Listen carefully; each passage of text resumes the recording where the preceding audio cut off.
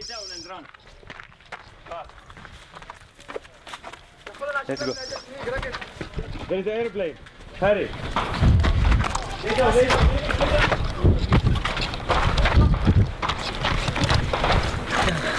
Come and hold.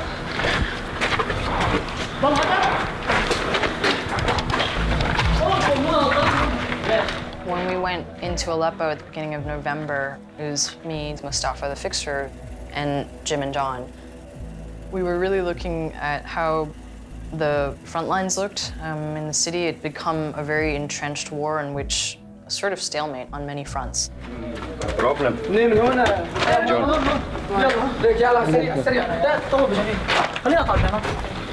Are we going back the same way? No.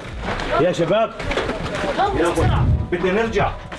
And then I started having issues with my camera and had to return to Istanbul. So Jim and John wanted to continue on to Idlib, where they also wanted to look at, the front lines, the fighting, and also John had to finish his story on his first kidnapping. So I decided to go back to Istanbul for that week, and they were in Idlib.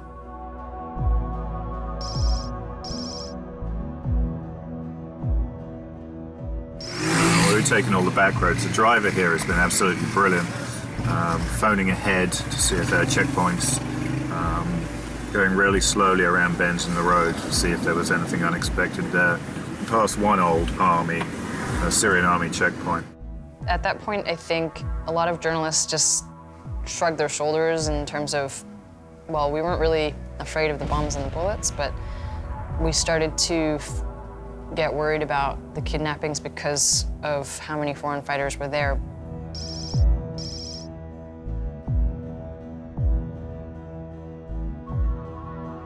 Because there hadn't been very many kidnappings at that time, there was this false sense of security and just this idea that, we could still freely travel inside. But I think when we started seeing more foreign fighters there and people being threatened and some people being kidnapped, but for a few days at a time, that's when the, fear started to creep in about abductions.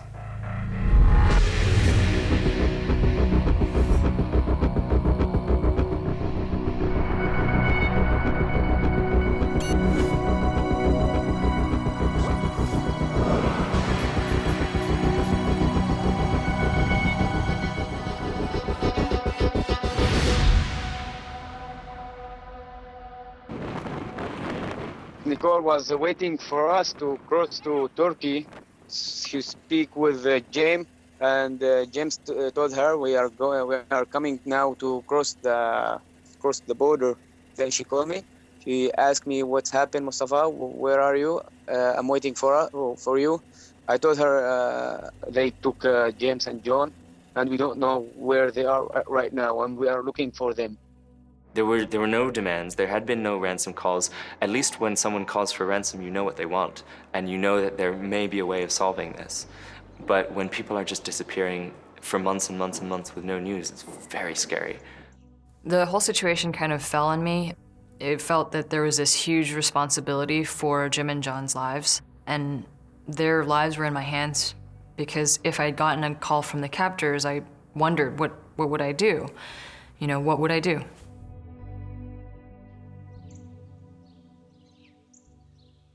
Because of the nature of how they were abducted and Mustafa not being sure of who exactly the people were, some of them were disguised, the 4 gunmen, it just seemed like, where do we start from? You really start from a blank slate.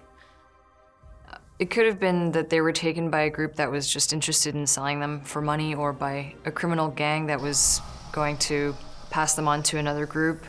We thought that maybe Islamist groups were responsible for either monetary reasons or political agenda, or it could have been that they were taken by Shiite groups that were interested in selling them to the government that would have imprisoned them.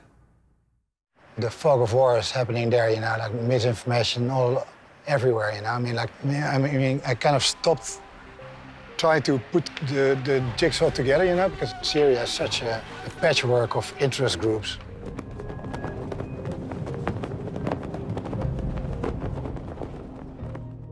the first, 12 to 24 hours is really crucial. And so I think I jumped into this very systematic, practical mode. I created spider charts, and other journalists were helping me fill in certain gaps, and there were so many possibilities of who was responsible. So many people, they told me, yes, we can help you and we can bring them, and we following them to until the end, and no one helped. Just they need money. Some people, they told me how much you can pay for them to bring them. They need the money and blah blah blah, and they are liars. Maybe they'd been taken by the government, or was it criminals? Was it Islamists? Was it rebel brigades with an agenda that they would only come out with later? So it was just really looking into a black hole and not knowing who was valid or not.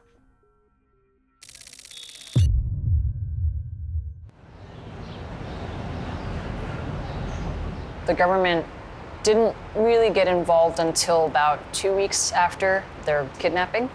And even then, it wasn't really like they were going to take over. It was just trying to gather information from me and my sources. But the problem was that the people they sent to me seemed like junior officers and didn't seem particularly gung-ho about getting him home.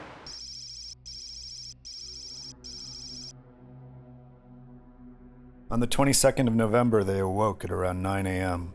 They went to the Storm Internet Cafe where James Foley Skyped Nicole Tung. They stayed about 25 minutes, then left the cafe in a taxi. Mustafa did not notice anybody following them. As they started to turn left onto the unpaved road, a silver Hyundai van drove up alongside them, and then pulled in front of them. As the van was driving up, Mustafa heard John say, "Oh fuck, don't stop." The men approached the taxi shouting in Arabic. They were pointing their weapons and shouting, "Get down, get out." They held a Kalashnikov to Mustafa's head. He was made to tie John's hands. John said to Mustafa, "Please, help. Not again."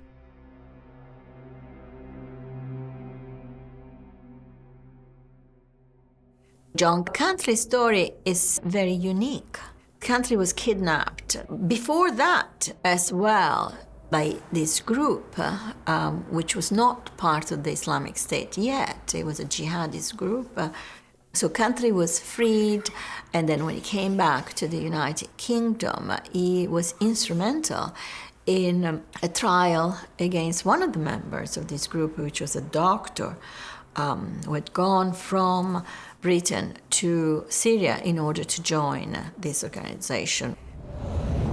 Were you a part of any of the groups that were operating in that area at the time? I was not attached to any group. I was a doctor who was given protection by everyone, and for 5 days I treated him for his injuries. Now, the reasons for his injuries and what happened with him had nothing to do with me. The only part I had, the only role I had with John Cantley and Jerome Molemans in 2012 was as a doctor attending to my patients.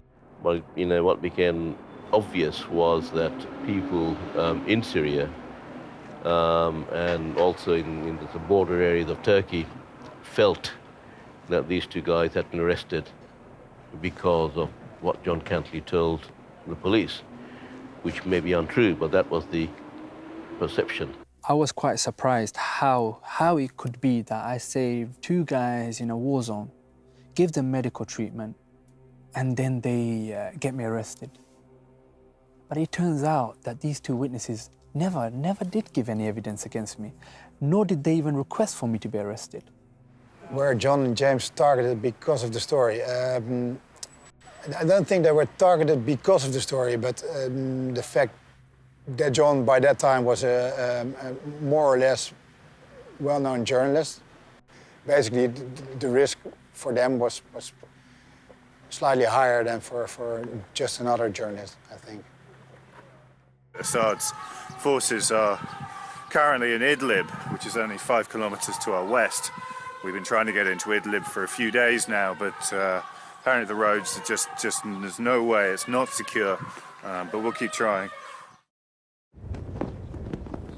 I had a theory that maybe the people who were involved with John's first kidnapping and who remained in Syria, not the ones who went back to the UK, were responsible. And because they were quite visible as foreign journalists, spending their time in the Idlib region, the same region where John had previously been kidnapped, and then being in a public internet cafe for 3 hours filing, anybody could have done a search about his case and seen his photo come up on Google, which made them targets immediately.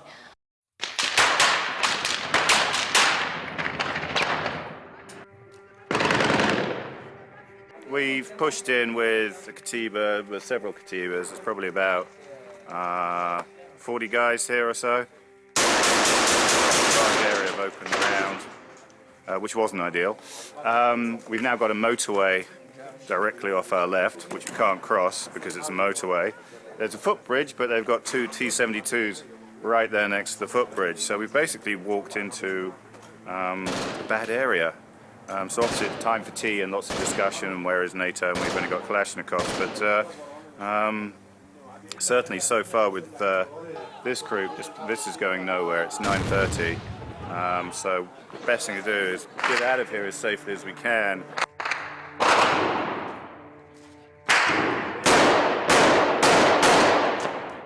There are a couple of stories of them being recognized in Aleppo already, like, because well, in the UK, John was all over the news when we came back. So there was a lot of footage about him, and it could be recognized. And I think there were a lot of jihadi rebels from the UK in Syria as well. That they were in touch with their with news from the UK, and it might well have been that they actually recognized him.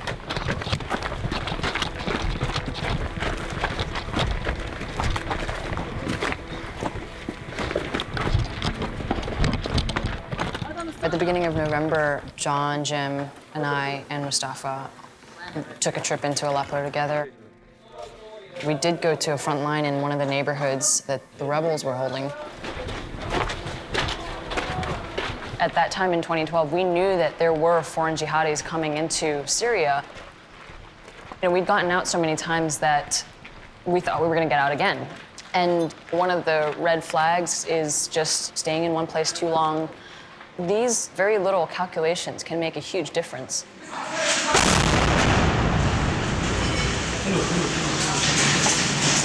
When our kidnap ended, there was basically the FSA, the Free Syrian Army, was instrumental in getting us out, and that resulted in clashes between FSA and jihadi groups as well. Among them, the jihadi group that captured us. And that resulted in some casualties on their parts as well. So there were people out for revenge, I think. Do you think that the men that stopped you, do you think that they knew who John and James were? Yes. I think yes. I think yes, because they took my ID and they let me know. They let me go. They said, "Okay, leave now, and we will take these guys." There's people who say, like, why did he have to go back to the same place that we were captured? I mean, with hindsight, I don't understand that either.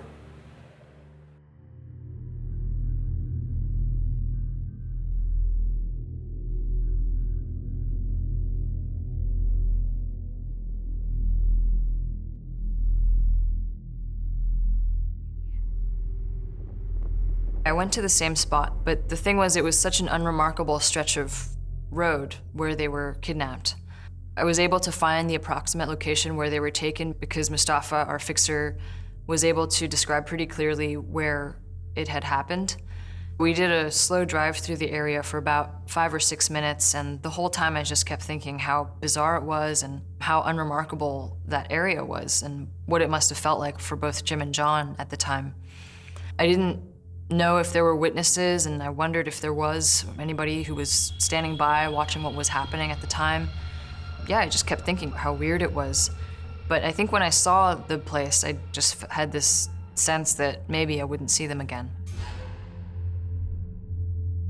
After that, all the leads died away, really. I mean, like, there was no more information, nothing coming from Syria anymore. They had just disappeared. Taken off the earth, basically. Jim worked for us as a journalist, and we were looking hard. I mean, we had investigators, you know, on the Syria-Turkey border for months, asking everybody they could find, going into Syria, talking to people there, and all we got was denials, and there were explicit denials from jihadist groups. They weren't identified as Islamic State, ISIS. They must have been lying, as it appears in retrospect.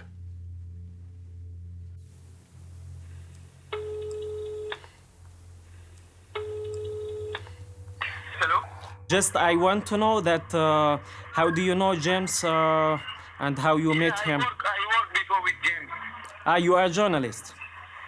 I am not journalist. I work many journalists. With whom you were in the jail, like James Foley and whom? My friends, please and please, okay? Yes. You want to come, you will come, okay? Yeah, of course. I can help you. I give you a very good story. Don't worry. Are they ISIS themselves who kidnapped you? You were with James, or? Please, I don't want to talk it for please. No, but I didn't understand why it's dangerous to talk on the phone. When you come, you understand me, okay? Okay. Okay. Yeah. Thank you very much. Yeah, okay. Thank you too. Bye. Whew. No, he's lying, I think. So when Baghdadi announced the formation of ISIS in Syria in April 2013, Amr al-Absi became the Wali of Aleppo, which meant he oversaw all Islamic State activities within the province. That was the province where most journalists were going in. That was the province in which most journalists and aid workers were ultimately kidnapped. There was an unbelievable spike in abductions from the moment Absi was in charge of Aleppo.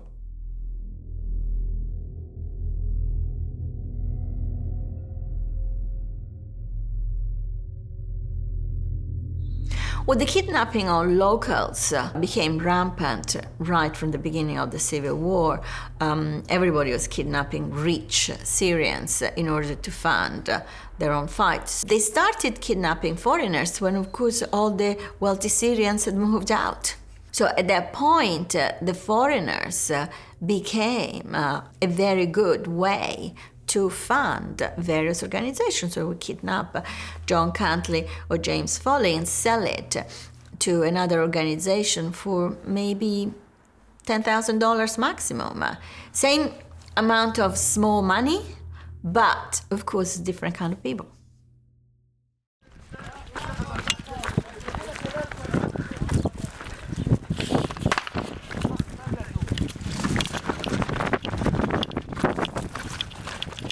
هلا خلال 45 يوم صارت في احداث كثيره، شفنا ناس كثير بالسجن، عرفنا انه هذا السجن هو سجن الصحفيين، عرفنا انه هذا السجن هو الملجأ الرئيسي لتنظيم داعش في الشام او في سوريا.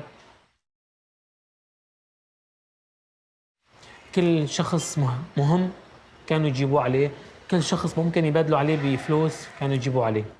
قطعته او It appears that at some point in time, the Islamic State decided that they wanted to aggregate as many of these Western hostages as they could.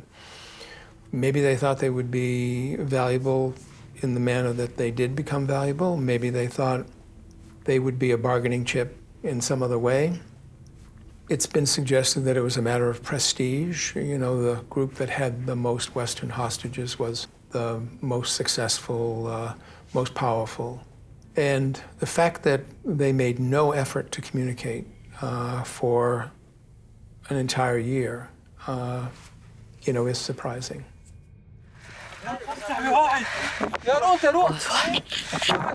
tack kontroll. Innan بس. لا روح.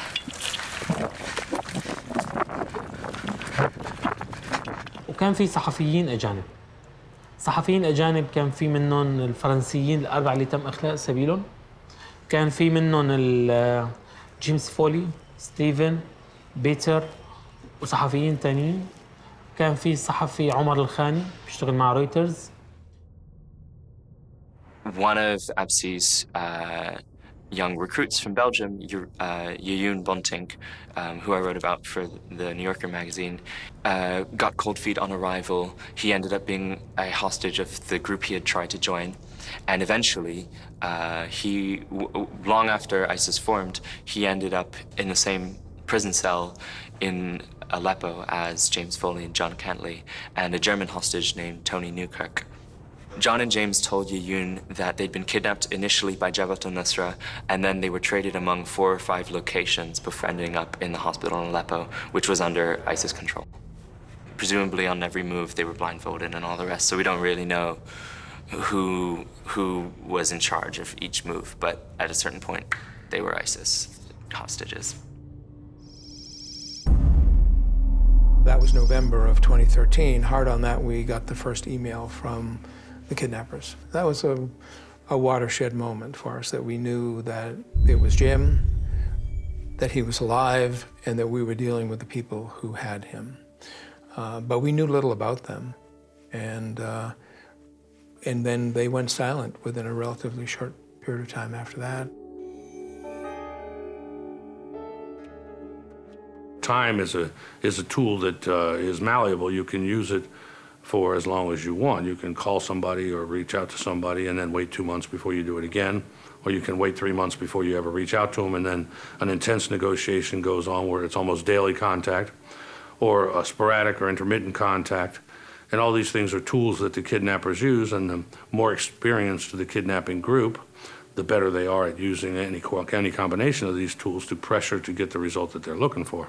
The United States government will not make concessions, such as paying ransom, to terrorist groups holding American hostages. And I know this can be a subject of significant public debate. It's a difficult and emotional issue, especially for the families. With the European hostages, in almost every case, or in every case, their governments were directly involved in negotiations, may or may not have paid all or some of the ransom, and in every case, the Islamic State released the hostage. Killing a French hostage was not going to achieve what they wanted to achieve as, killing an American hostage. And because the US and the UK have had also this attitude towards hostages, we do not negotiate. The simple fact that some hostages were released and others were not also exposed to the world the double standards.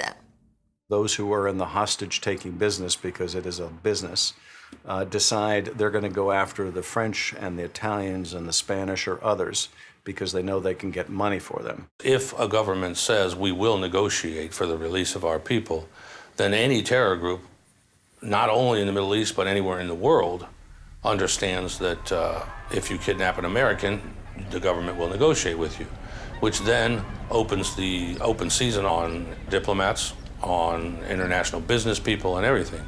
So the government must say, no, we will not negotiate. American government, they are not care about the journalists who are get kidnapped. بحجة إنه لا تدعم إرهاب. Like they are making excuse that they don't want to support the terrorists. The U.S. position now is we'd prefer to do this militarily. Black Hawk helicopters, Joint Special Operations Command units going in and trying to do rescue operations.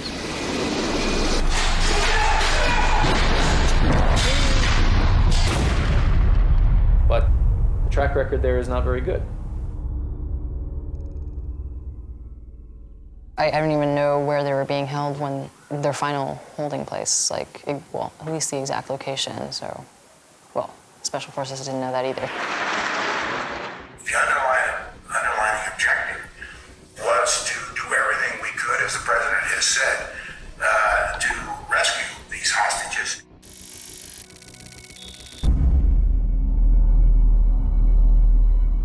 The enemy always has a say.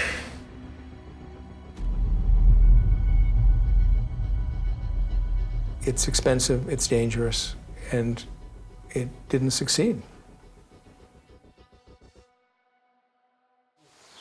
The special operations soldiers that do go into certain areas do engage, and the captive or captives aren't there. Was it worth it in the end? What are we really accomplishing? How timely is that intelligence? Is this new news? Is this old news? What are the chances they've been moved since you last got intelligence? What are the risks to U.S. personnel going in to try to effectuate a rescue? What are the risks to other civilians who may be in the vicinity? You don't want to send in a lot of special forces that risk getting them killed, particularly if your information may be stale and the hostage may not even be there. They pretty much knew that they weren't there, but they sent in a team of SEALs or whoever to, rescue them? No, I don't think so. They sent them in there to get their cell phones, to get their laptops, to get the files, to get everything that was there that they could use. And that's what that mission was about, if it took place. I mean, we were moved every 2 weeks to a month. And this mission took place months and months and months after, the French or the Spanish, whoever it was that brought the information back that they were there, fell into their hands. Certainly a rescue mission is high risk, not just for the special ops guys, but also for the hostages. Why they waited until July to do it, there's a lot of questions that I have about this. Why would that be classified as a successful mission? Well, I guess it depends on how broadly you define successful. It wasn't successful in the sense of being able to rescue the hostage. It was successful in the sense people got in and they got out and no one got captured or killed. What's your name? Jim. John. Jim and John. Jim. All right. Marie. Teacher. Marie is in England is girl's name for girl. You're a big girl. Marie Miss Marie. Marty with Marty. Teacher. John Cantley and James Foley were kidnapped in 2012. And until 2014, they were not used at all. Then all of a sudden, they became a propaganda tool for the Islamic State, but also an instrument of foreign policy.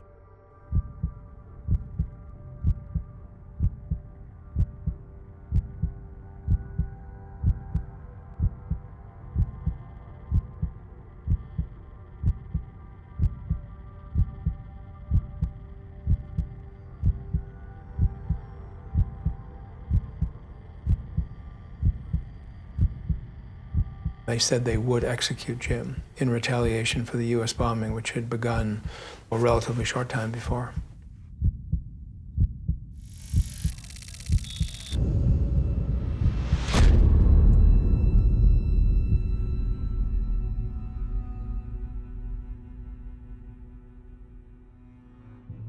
They demanded $100 million for James Foley. Was the publicity that they won by killing him, which polls after the fact showed that this event was the single most well-known event among Americans across the board since 9/11. Was that publicity worth more to them than $100 million?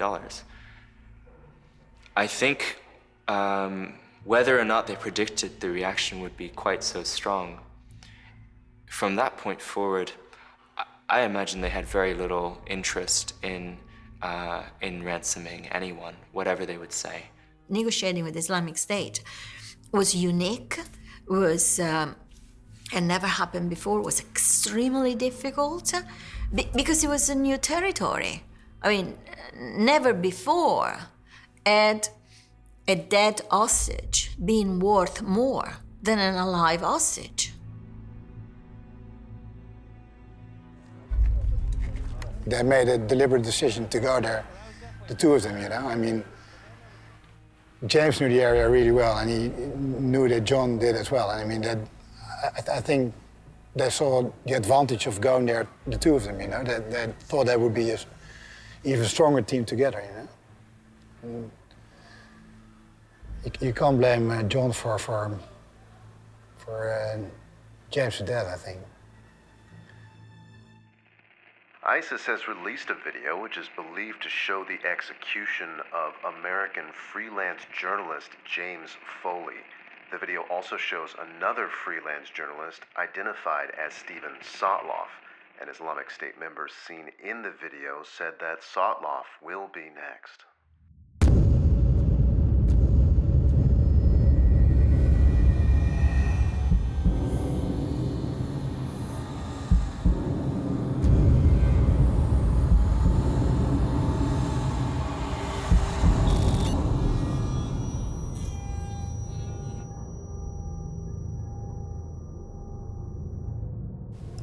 Stephen Sotloff contacted me to do some work inside Syria about civilian situation. In the morning, I go to pick up him from the border to inside Aleppo. It was some people, 3 cars wait us on the road, and they left the cars and they close the street, and they kidnapped us. Once you're on the Syrian side and you get into a car and start driving, you're on a single road for about a 30-minute window during which there is no path but the one you're on. And everyone knows, and if someone calls ahead and says, okay, look, there's a timeline of like, okay, he's gonna be at this checkpoint in this many minutes, it's gonna be at that one in that many minutes, he's gonna get into a van with a fixer. Everyone knows, like, here are the 6 or 7 fixers that often take journalists from this checkpoint. So, you know, spying on the fixers is probably a more efficient way than spying on the journalists. From the beginning, when I was inside the car, I talking to them. Who is you? What you want? But they hit us. They hit me in the gun, and they say to me, shut up, don't talk. Also, I make that inside the prison. But they say to me, shut up, don't talk.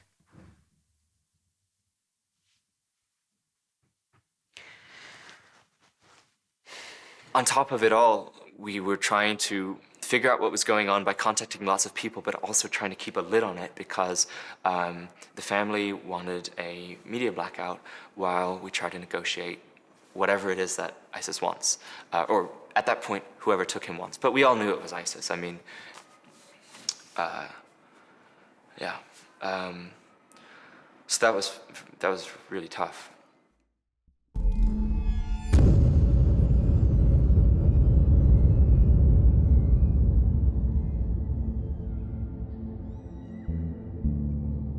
In the latter half of 2014, Absi was in charge of ISIS's media wing, and that's when they started releasing all the beheading videos. So he had, and the State Department has said that Absi was in charge of kidnappings for the Islamic State. So it's unclear, surely there were other people involved, but he seems to have been in a leadership position at every step, from abduction to moving hostages from the prison in Aleppo to Raqqa, to later the media wing, which was releasing the beheading videos. I think the Islamic State has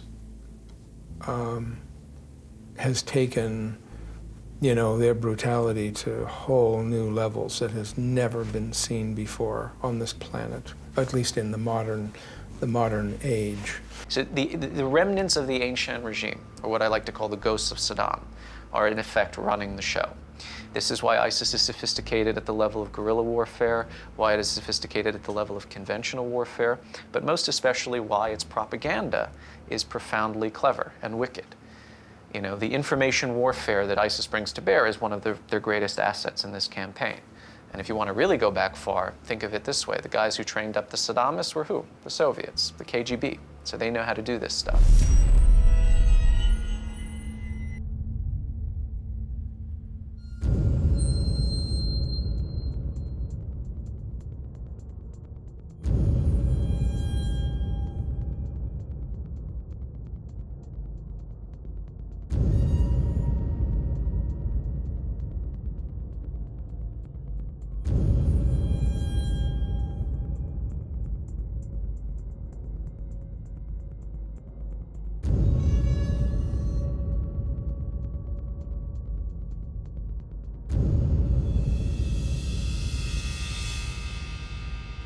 there was never really any willingness to exchange the US and the UK hostages, as there was no willingness to exchange the Japanese hostages.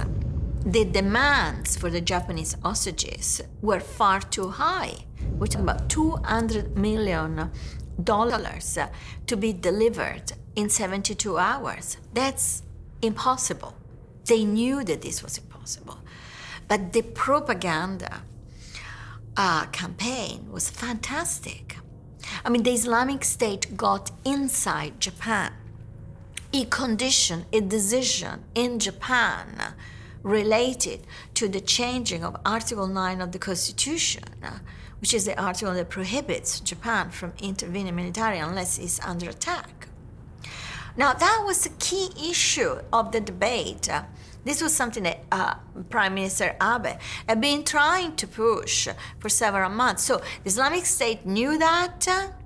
The Islamic State thought, well, this is fantastic. We can use it for our propaganda. We can influence Japan. We can scare the world. And then during this period, the Jordanian pilot was also captured.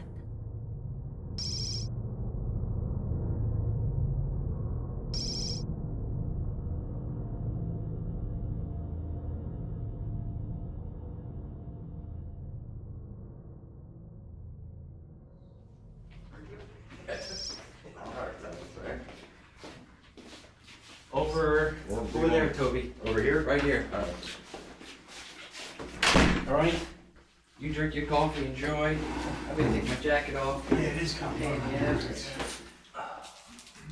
So it started with me seeing the beheading of the American journalist. After I saw that beheading, I was just like, wow, like this is shocking stuff. And so I went on Twitter and I wanted to see what's being said and who was saying it and how they were justifying it. I started to draw attention to myself, unknowingly. I had no idea who Omar al-Shishani was.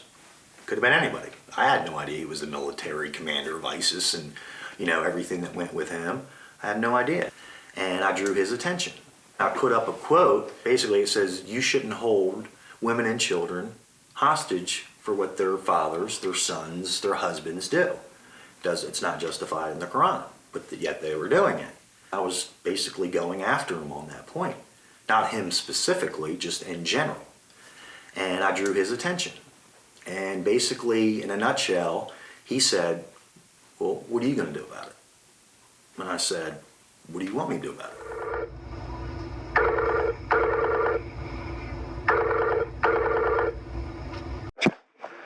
Hey, buddy, what's happening? You're working today, huh? Yeah, selling cars, But when you are coming to visit us, what you gonna tell your boss? Oh, I have 3 weeks of vacation time. All right, but listen, then Toby, we have another plan for you. Okay. We have many fighters who come and join us. Yes. And then go back to their countries, like from Europe and stuff. Our own people here who are watching us because this is a nasty game, No, I know. But it's other countries also. But you never know. I got you. I understand. As you said, this is the beginning of something. It is. I'm feeling we are building a bridge. Omar, can I ask you a question? Yes. What's the end game for you? I always kind of look into the future and just see, where I see myself in 5 to 10 years, Where do you see yourself in 5 to 10 years? I don't know now. I mean, you've kind of changed that for me a little bit. I never thought I would be... Where did you see it before? I saw maybe running my own dealership, yes. But Still you can do this. Oh, yeah, I know, but it's, and that's true. I can. Why not? No, there's no reason why not. I am very good at what I do. Okay, my friend. I'll, tomorrow I go to the Sheikh house. And yeah, give me a call in how it goes. Yeah, of course. I'll call you maybe this time or maybe a little bit earlier. But then I contact you. If you don't speak, we can talk. I can call you back later, we can speak. Okay. Sounds good. You there? Hello? Hello? Hello? Omar? Hello? Can you hear me? Omar.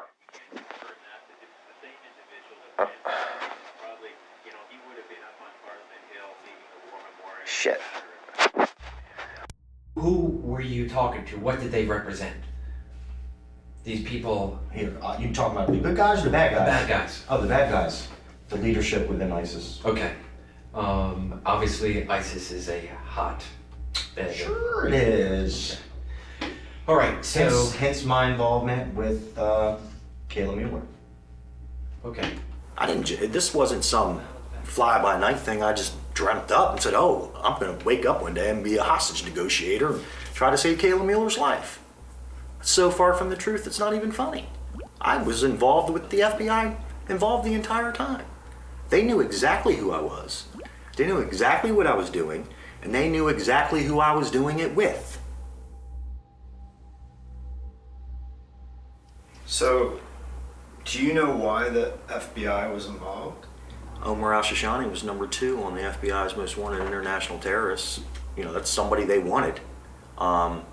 So yeah, I mean, it was in their interest to get as much information as they could.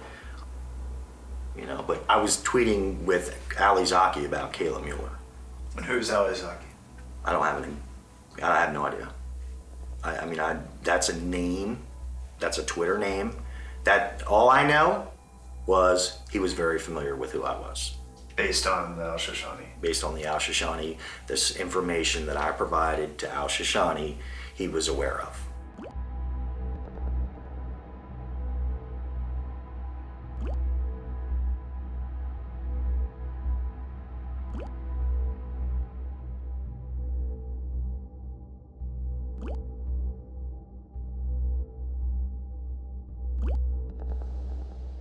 So you believe in your mind that you are in contact with the right people that have American hostages, and that you, having gone through this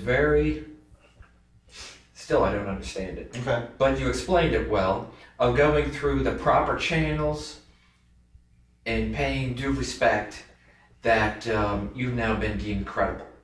Yes. To the point that people will deal with you. Yes. Okay? Absolutely. Okay. At the moment they said they were going to give me proof of life in 48 hours, okay? That's the moment I was told to stand down. In your mind, I'm not my mind, but JTTF is screwing things up. No. Interfering with your plan. No. But you're pissed, aren't you, that JTTF is telling you stand down your plan B, while and they're not telling you what plan A is, but that ultimately you believe whoever is plan A is circumventing the system and is fucking it up. It's not. Agreed. Okay. But I also agree in being pissed off at them. It also allows me to put them in a bad I can paint them in a bad light and still get myself closer to where I need to get. Yeah. You follow me? Because your ultimate goal is to get closer and to save more people, and potentially, if she's dead, to get Austin Tice out, okay, and then the other American hostages that we have. Because it's not over. It's not over by a long shot. No, it's not. And I was warned by the people that are holding her, do not. No FBI funny business. None. They wanted to deal with me. That was it. That's why I had such intense emails with Jeff Rising. This was sent February 8th, 2:07 p.m. All due respect, Jeff. Stop being fucking hard-headed. I have myself aligned inside this terrorist group, and I'm pulling the strings on top of these guys like a bunch of little bitches. Now tell the fucking CIA to call me, because they will never have the opportunity again to insert a brilliant mind like myself inside this group. Stop acting like I am not loyal to my country, and stop being fucking stupid. Here are the new IDs for ISIS leadership. Notice how it coincides with my messages earlier. What's the date of that? The 8th. They took an email out of context and put the meaning behind it that they wanted to fit, so that they could get me off the street, so they could obtain an arrest warrant from a judge. And then after, it was almost like they've done it before. The reading of those emails are, which you would characterize, as I put it to you, are taken grossly out of context. Grossly out of context. If I were to say Jeffrey Isaac was intimidated, was threatened, threatened would not be a good word. I didn't ever threaten him. I just said I hope he gets what he's got coming to him. Meaning, and I meant that in a way that when stuff comes out on Twitter, you're gonna look bad, dude. You're gonna look bad. Yes, okay, but I think there was a, because I did read it, there was a ... afterwards. You're reading into the ... still?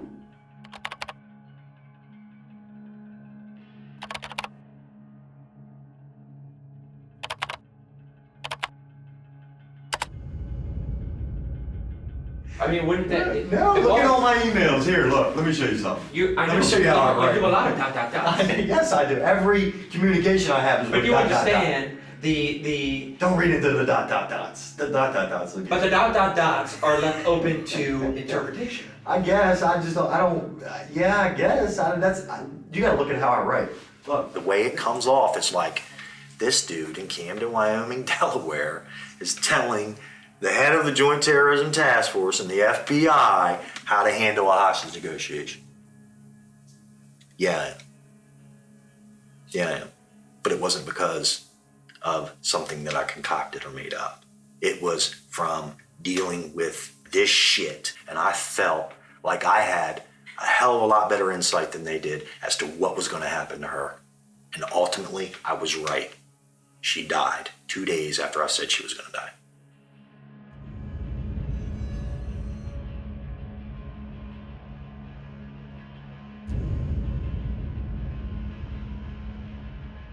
First they said she was killed by a Jordanian warplane in a building that she was being kept. But now there is some indication they're saying, actually, you know what, this American girl converted to Islam, and we buried her with, she married an Islamic fighter, and we buried her with sort of the Muslim veil and all these things. What are they saying?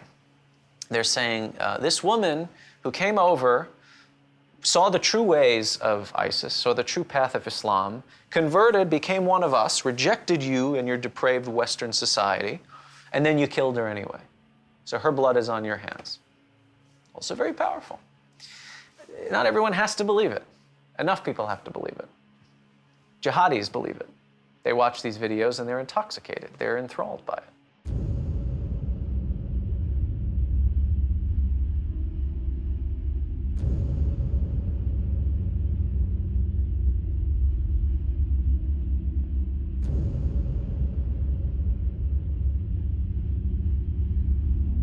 The United States has billions of dollars for the CIA and the FBI and the JTTF and the NSA. And here's little Toby Lopez from Camden, Wyoming, Delaware, has an opportunity to get this girl out.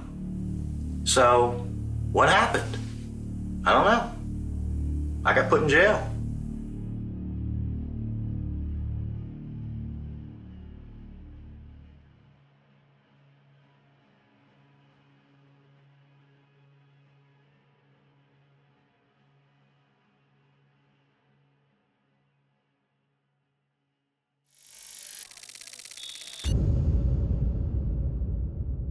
Now, I know what you're thinking. You're thinking, he's only doing this because he's a prisoner. He's got a gun at his head, and he's being forced to do this, right? Well, it's true. I am a prisoner. That I cannot deny. But seeing as I've been abandoned by my government, and my fate now lies in the hands of the Islamic State, I have nothing to lose.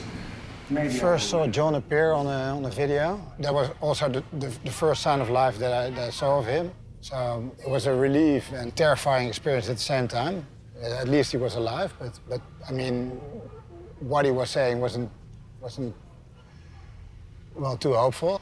In November 2012, I came to Syria, where I was subsequently captured by the Islamic State. Now, nearly 2 years later, many things have changed, including the expansion of the Islamic State to include large areas of eastern Syria and western Iraq. John Cantley appeared in a number of ISIS videos, effectively serving as a narrator or almost appearing as a correspondent under duress. Join me for the next few programs, and I think you may be surprised at what you learn.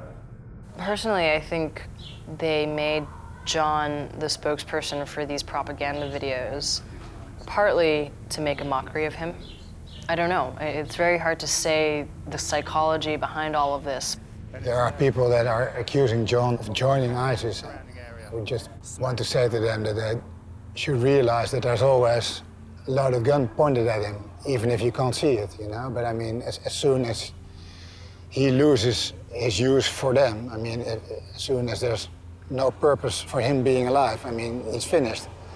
So the only thing he can do is just hang on for life's sake and do the best that he can to please them. Try to bring their message across. I mean, it's not his message. And in order for him to make it out alive, he has to bring that message as best as he can. Look at the care and the quality that goes into these videos. Way better than Al-Qaeda. Way better than Zarqawi could do in 2005 and 6. So, you know, I mean, it's just part of the apparatus. Cantley actually said in one of his videos, he said, you know, I know that because my passport is a UK passport, I will not be released. My government has abandoned me. So, you know, this is, in terms of propaganda, very, very powerful, very, very effective, which also means that they know exactly what's happened here, they know what we think, because of course, you know, there are lots of people that were born and brought up in our countries who have gone and fought with them. You now have 72 hours to pressure your government in making a wise decision by paying the 200 million to save the lives of your citizens.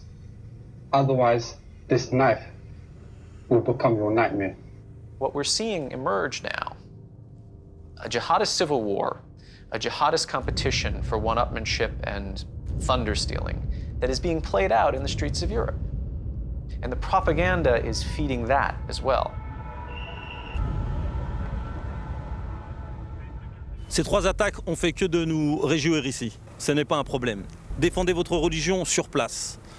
Tuez-les avec des couteaux. Crachez-leur au minimum à la figure, mais désavez-vous d'eux. It ends with him interviewing a French jihadi who has joined ISIS, who speaks in fluent French. And he says, basically, if you can't come here, if you can't make the hijra to join the Islamic State, stay where you are in the West and do jihad there. I mean, what more can be said? You know, this is an international campaign. This is not confined just to the Levant and Mesopotamia. Watching the videos and knowing John, it's very bizarre to kind of connect the person who I know and also the person who's now on, you know, the YouTube video. I don't think anybody's doing anything to get him out, because if you do not have the possibility to negotiate, and there is no negotiation at the moment, how can you get him out?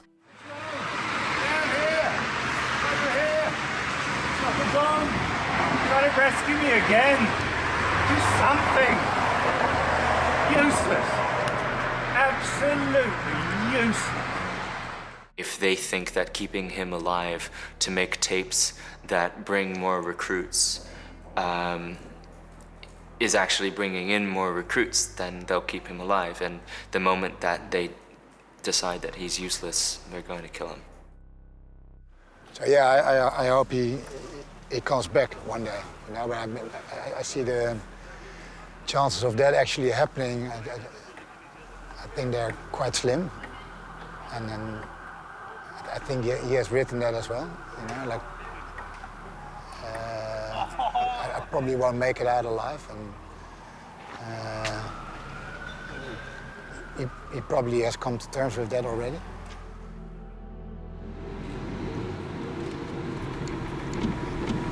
I was hopeful everybody come out, because I was thinking myself, I was in dream. I didn't thought this country will be like this.